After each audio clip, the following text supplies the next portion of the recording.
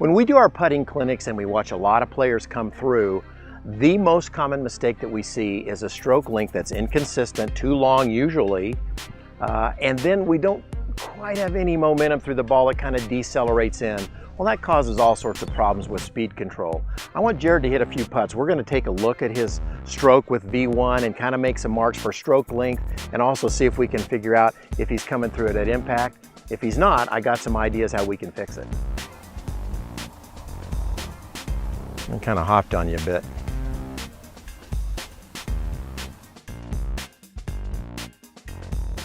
So as I watch Jared stroke, there's a lot of things that are going right, but the one thing that strikes me is we're hitting a 5-foot putt, and that backswing is long enough to hit a 20-foot putt. So the only thing left is he's got to slow the putter down coming to impact. That's no good.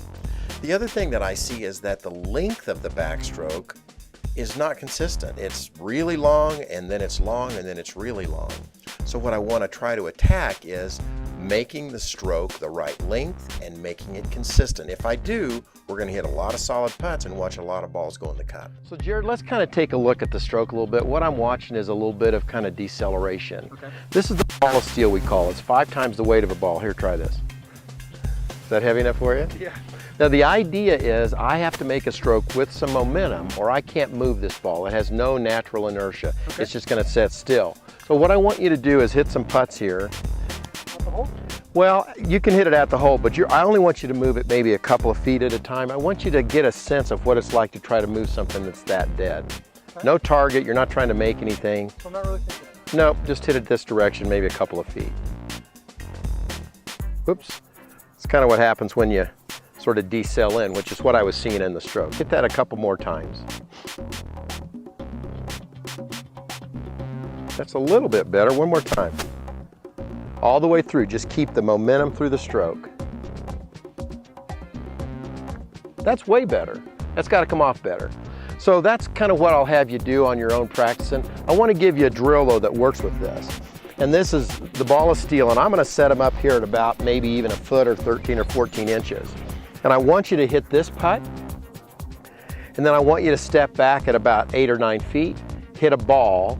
It's going to be the same stroke, it's going to roll the same distance, but you're going to feel that transfer. So we're going to go heavy ball, ball of steel, regular ball. Try that. Knock this in.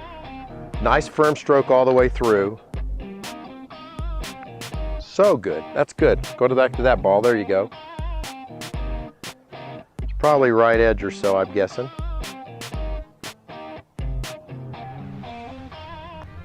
Good. That's a good putt. That's much better stroke, much better momentum. Try one more. Yeah, that looks really easy.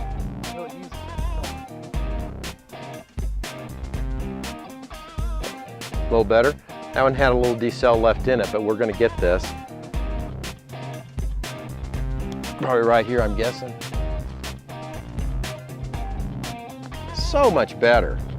The pace of that stroke, how that ball had to come off the face had to be dramatically different than what you're used to.